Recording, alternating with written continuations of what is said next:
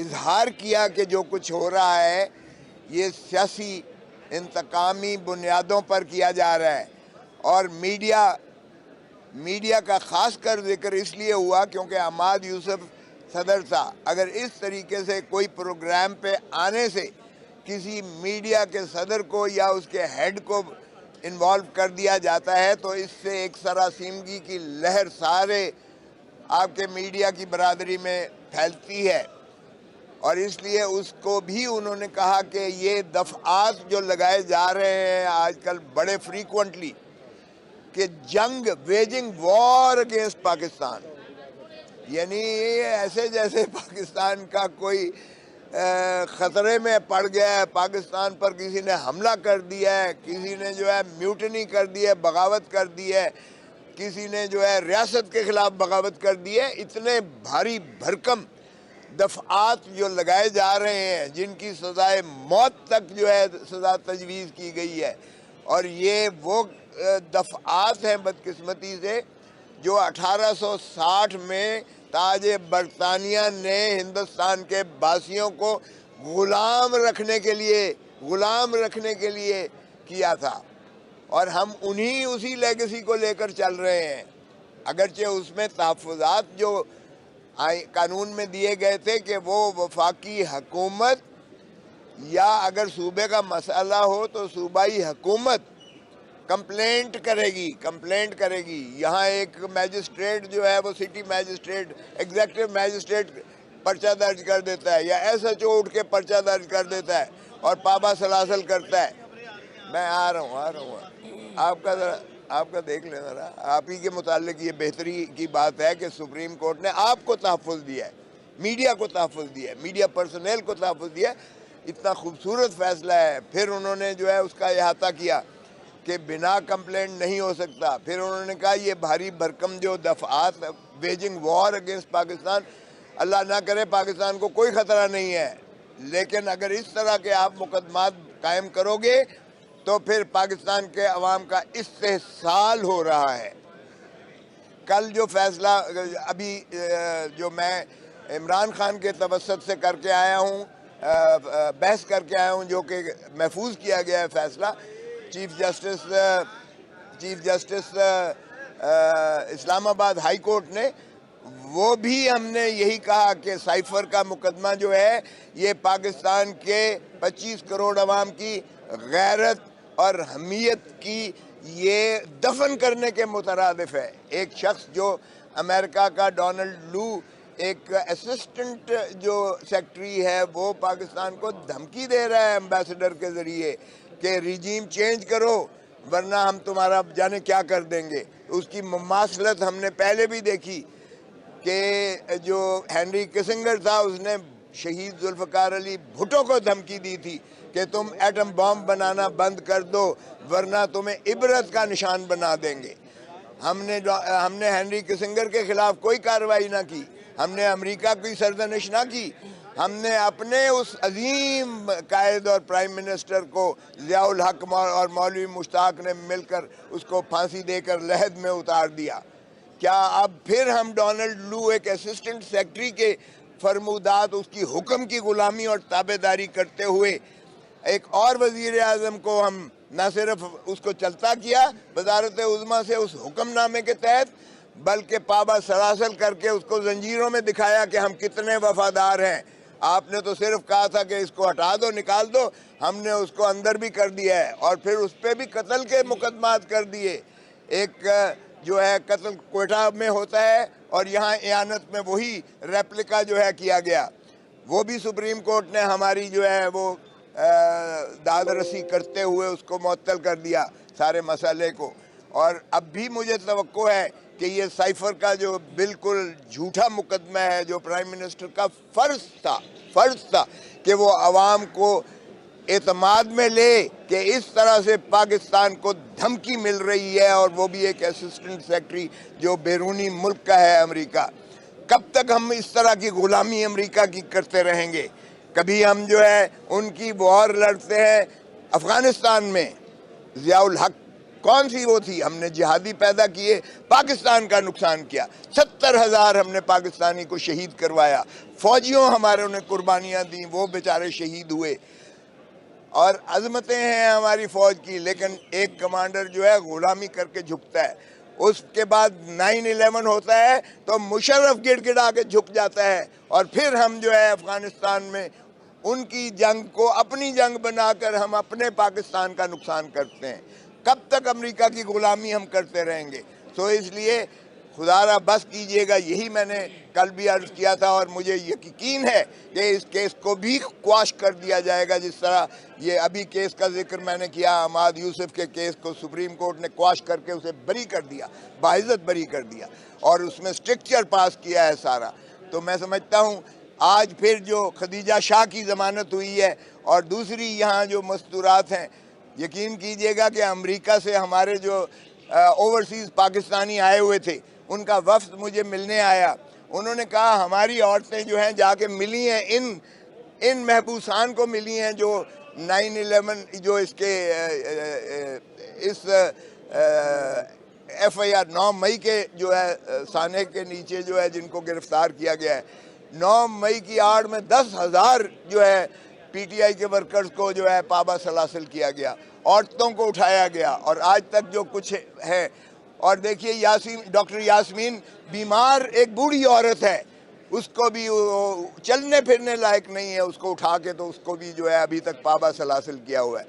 एक आज खुश आइंद बात है कि खदीजा शाह वगैरह की ज़मानत हो गई है, लेकिन मैं तवक्को करता हूँ कि पहले की तरह ये नहीं करेंगे कि ज़मानत तो हो गई है लेकिन किसी और केस में गिरफ्तार करके उन्हें मुखलसी नहीं होगी।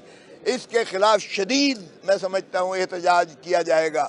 और पहले भी बैनुल अक़वामी तौर पर हमारा जो ग्राफ है ह्यूमन राइट्स का, इंसानी हकूक़ की पामाली का, वो इतना ज़्यादा संगीन है कि पाकिस्तान के बाहर जाके आप इस तरह की बातें, और फिर अब आप देखें इसराइल में जो कुछ हो रहा है, मुसलमान आने जो 2 अरब मुसलमान हैं दुनिया के, मैं कहता हूँ खुदारा इस बेहिसी को उतारो, इस बेहिसी के तौक को उतार के फेंको, दफन करो, और फ़लस्तीनियों के साथ खड़े हो जाओ।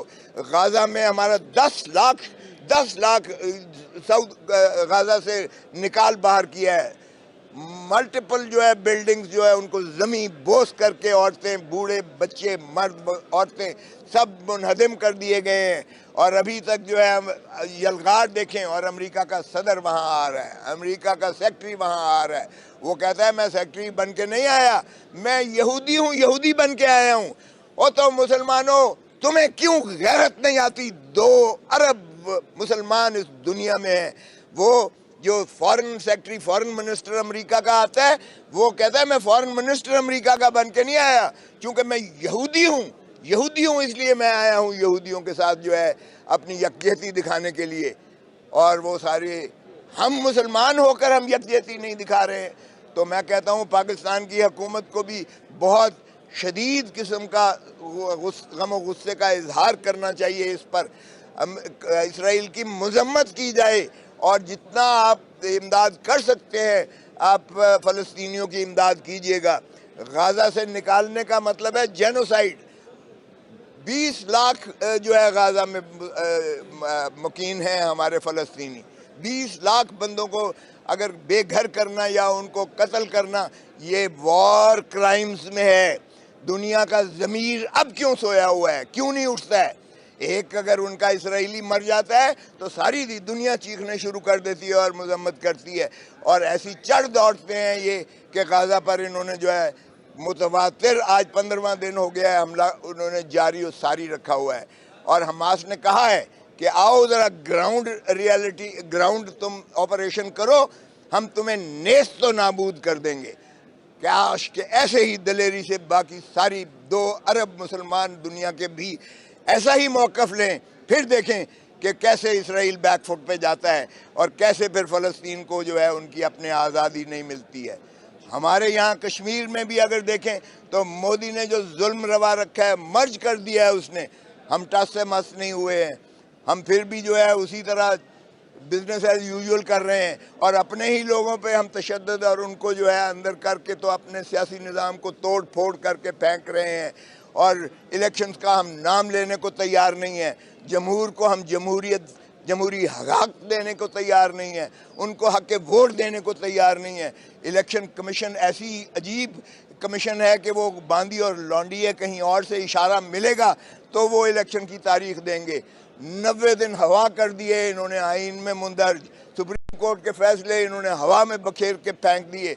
अरे भाई, जिस मुल्क को आपने आइन सरजमीन बेआइन बना दिया है, तो ये बताएं कि इमरानी मुआहिदा पाकिस्तान के 25 करोड़ का मुत्तहिद रहने का आप क्या कर रहे हैं? आपके वजीर आजम साहब दुनिया सारी के दौरे करते फिर रहे हैं। 14 दिन तो रह के आए हैं, अमेरिका में गए, अमेरिका से लंदन आए, लंदन से पेरिस में गए, पेरिस से फिर वहाँ गए और फिर सऊदी अरब। 14 दिन की अय्याशी करके पूरा खानबादा लेकर और अरबों रुपया उस कौम का टैक्सेस का लगाया जो खुद आज 3 नस्लें मकरूज हैं। हमारी 3 नस्लें मकरूज कर चुके हैं ये। और आज जो बच्चा पैदा हो रहा है वो 2.5 लाख रुपए कर्जे के नीचे पैदा हो रहा है। इस कैफियत में अब हमारे वजीर आजम साहब चाइना गए हुए हैं। और क्या बात है भाई, तुम्हारा काम सिर्फ इलेक्शंस करवाना है, साफ और शफाफ। उसके लिए तो तुम तैयार, सुनने को भी तैयार नहीं हो, और ना ही तुम्हारा जो है उस पर कोई रुझान है। तुम ऐसे कर रहे हो जैसे तुम इलेक्टेड प्राइम मिनिस्टर हो।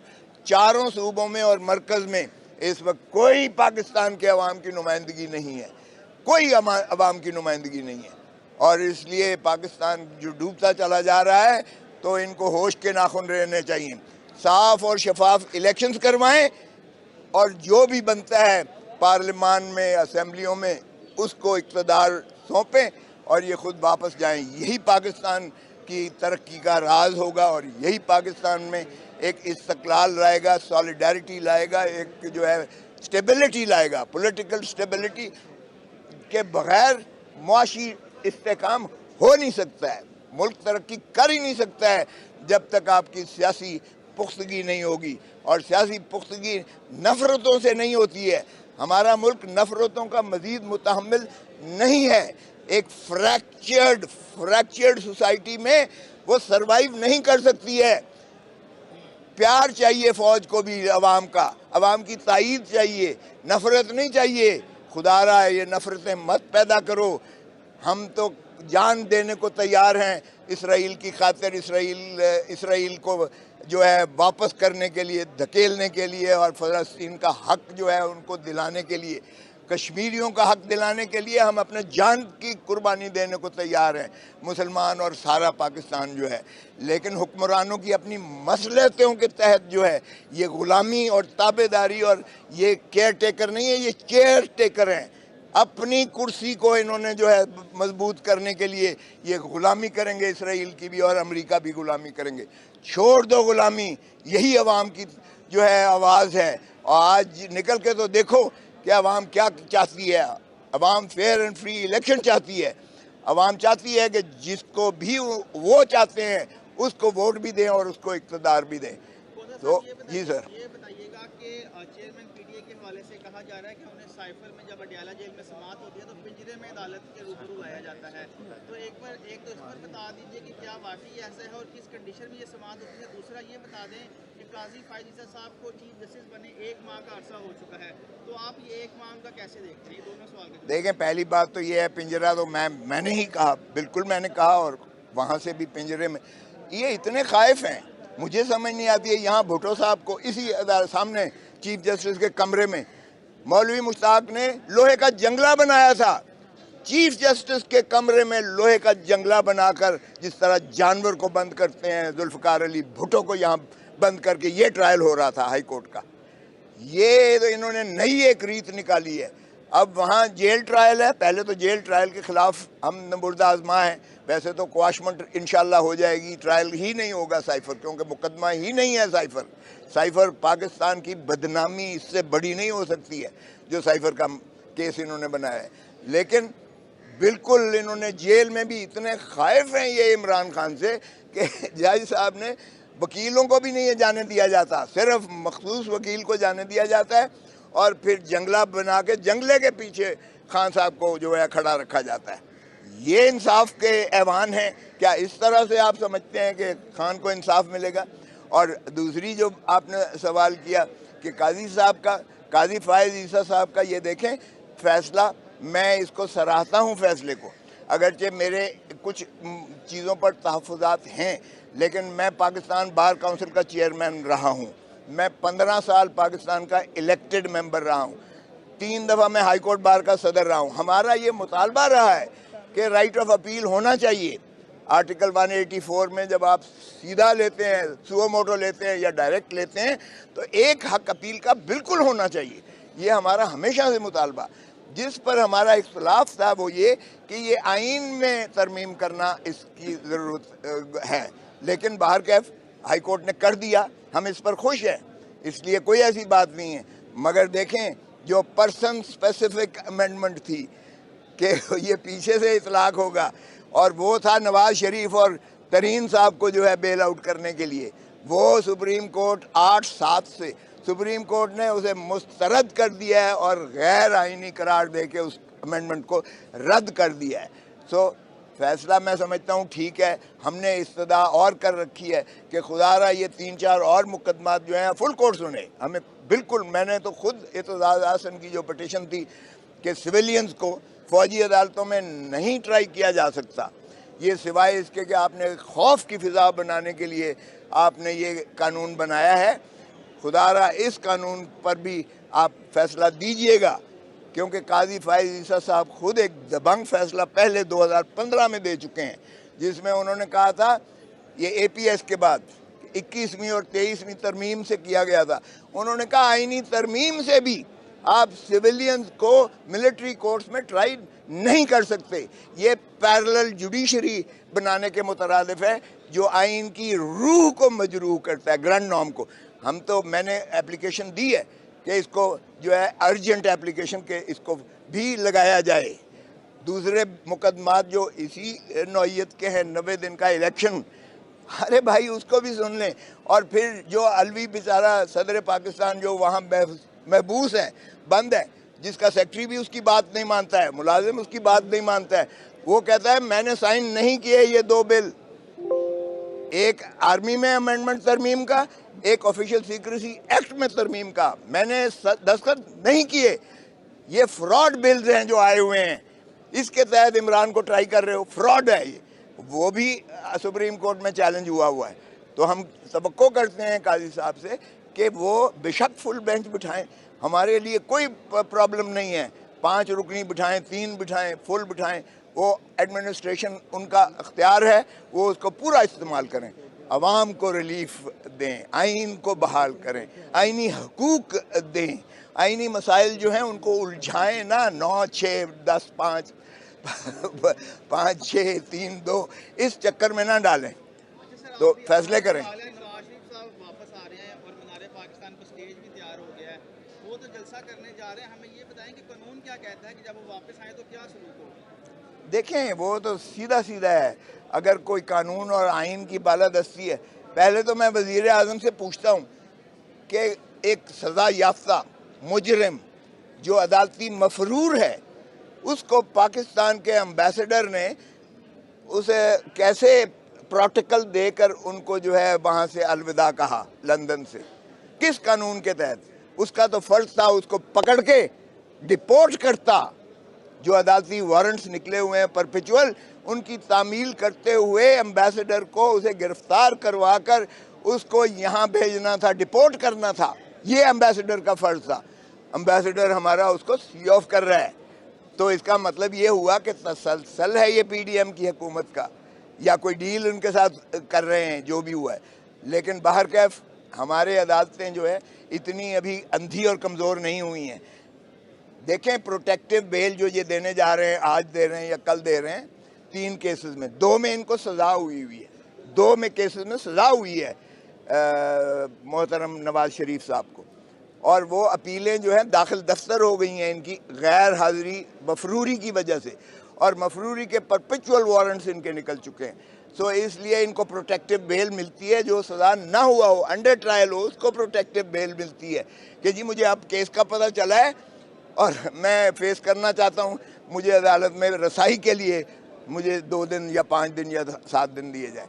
यहाँ तो सज़ा याफ्ता है भाई, इसलिए इसको प्रोटेक्टिव बेल।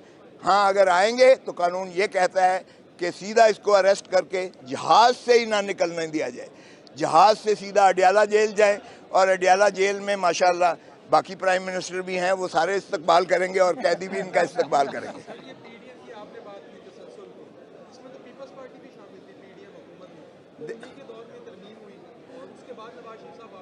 नहीं नहीं, आप देख लें, पीपल्स पार्टी बड़ी क्लियरली जुदा कर चुकी है, राहें जुदा कर चुकी है। इसलिए कि अगर फवाद अहमद फवाद हमारा नहीं था, आहद चीमा हमारा नहीं था प्रिंसिपल सेक्रेटरी, एक नवाज शरीफ का था, एक शहबाज शरीफ का था, अस्करी, 5 वजीर जो इनके करीबी थे, करीब तरीन थे नवाज शरीफ और शहबाज शरीफ के, वो इस काबीना में है। तो इसका तसलसल नहीं है, तो और क्या है, पीपल्स पार्टी बिल्कुल अलग है।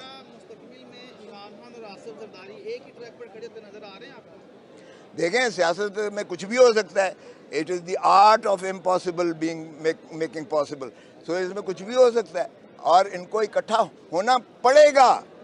एक बात बता दूं, अगर इन्होंने अवामी सियासत यानी पीपल्स पॉलिटिक्स करनी है, अगर इन्होंने वाकई पाकिस्तान में पीपल्स जो है रूल को बहाल करना है, तो इनको इकट्ठा होना पड़ेगा। अगर ये चाहते हैं कि हेडमास्टर कोई हर 2-4 साल बाद डंडा लेके इनके सर पे आ जाए और ये एक दूसरे इधर हो जाए एक उधर हो जाए, फिर मुकद्दर 75 साल से यही हमारे साथ खेल तमाशा चल रहा है। सो इनको इकट्ठा होना पड़ेगा अगर वाकई ये आइन के साथ मुखलिस हैं और ये पाकिस्तान की तरक्की और तरवीज चाहते हैं और ये जमहूर को हक देना चाहते हैं गवर्नेंस का, तो इनको इकट्ठा सबको होना पड़ेगा, सियासतदानों को। अल्लाह करे, क्योंकि मूव चल रही है कि अलवी साहब इस वक्त जो है वो शायद कोई रोल ऐसा प्ले कर रहे हैं, और केयर टेकर्स ने पीटीआई के एक साबका वजीर के साथ बातचीत भी शुरुआत की हुई है। तो अल्लाह करे ये राहें खुलें। देखें, नफरतें पाकिस्तान मुतहम्मिल नहीं है।